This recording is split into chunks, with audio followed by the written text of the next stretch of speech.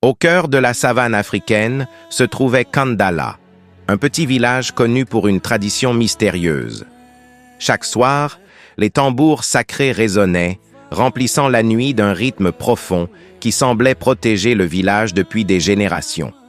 Personne ne savait vraiment pourquoi ces tambours étaient si importants. On savait seulement qu'ils ne devaient jamais s'arrêter. Pourtant, un matin, Kandala se réveilla dans un silence étrange.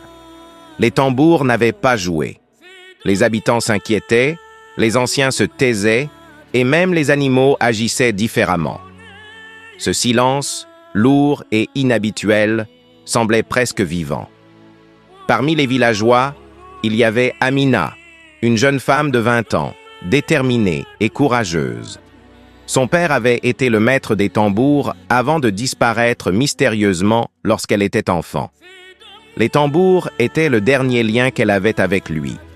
Alors, lorsqu'ils se turent, elle sentit au fond d'elle que quelque chose de grave se préparait.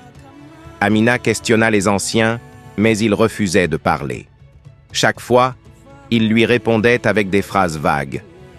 Certaines vérités ne doivent pas être réveillées. Laisse le silence faire son travail. Mais plus le temps passait, plus le village semblait sombrer. Les récoltes se fanaient, les nuits devenaient glaciales, et les enfants disaient voir des ombres près des huttes.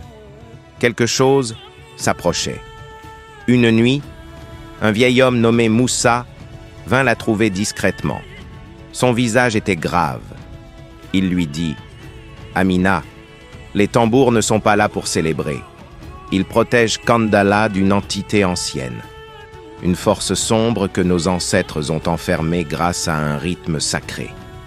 Et ton père était le dernier capable de le jouer. » Amina sentit son cœur se serrer. Moussa continua. Le soir de sa disparition, l'entité avait commencé à se réveiller.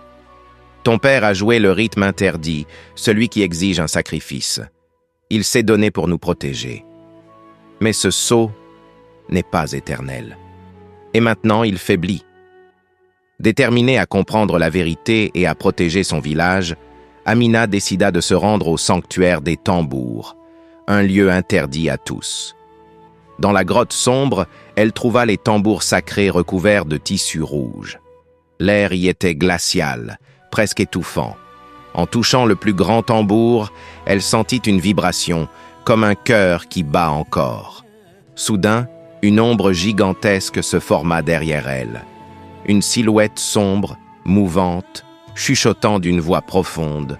« Ton père m'a vaincu, mais toi, tu n'en es pas capable. » Amina, terrifiée, recula. Mais elle serra entre ses doigts le pendentif de son père, la seule chose qu'il lui avait laissée.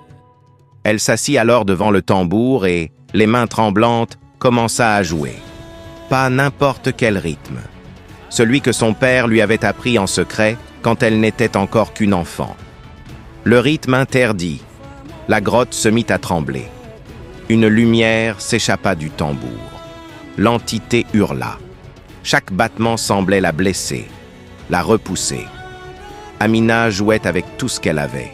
Dans ce moment, elle sentit la présence de son père, comme s'il guidait ses mains.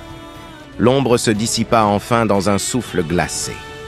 Le silence retomba, mais cette fois-ci, il n'était plus menaçant. Le lendemain, les habitants de Kandala furent réveillés par un son qu'ils croyaient perdu, les tambours. Les tambours sacrés résonnaient à nouveau, remplissant la savane d'un rythme puissant et rassurant.